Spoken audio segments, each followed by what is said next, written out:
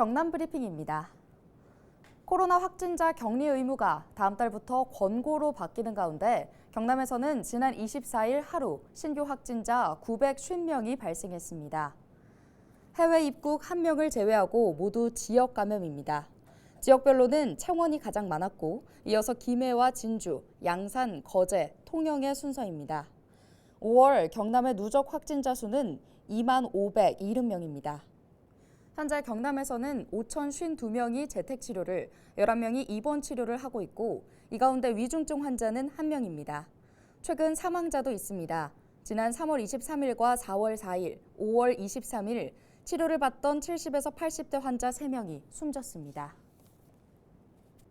당분간 경남 대부분 지역의 낮 기온이 25도 이상 올라 무덥겠습니다. 기상청은 오는 27일까지 아침 기온이 평년 11에서 16도보다 비슷하거나 조금 높겠고 낮에는 내륙을 중심으로 25도 이상까지 오르겠다고 전망했습니다. 한편 대기 불안정으로 26일까지 내륙에서는 소나기 소식이 있습니다.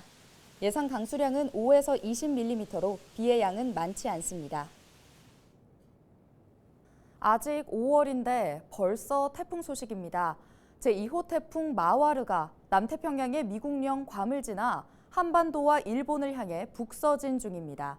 태풍 경로가 유동적이라 한반도에 직접적인 영향을 끼칠지는 알 수 없는데요.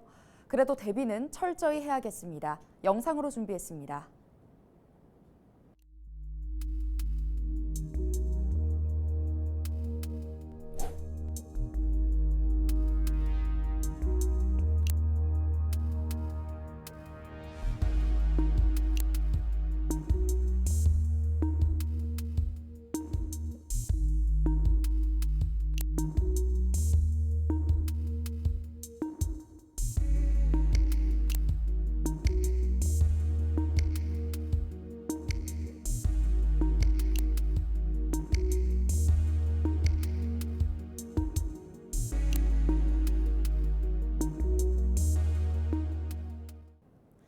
편의 제공을 명목으로 공사업체가 건넨 돈을 받은 함안군 공무원이 검찰에 불구속 송치됐습니다.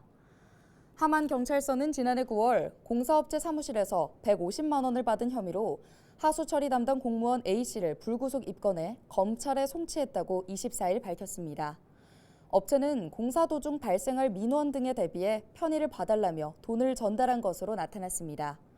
경찰은 지난 3월 함안군으로부터 관련 고발장을 접수해 수사에 나섰으며 A씨는 자신의 잘못을 시인한 것으로 알려졌습니다. 함안군은 향후 수사 결과를 바탕으로 A씨에 대한 징계에 나설 계획입니다.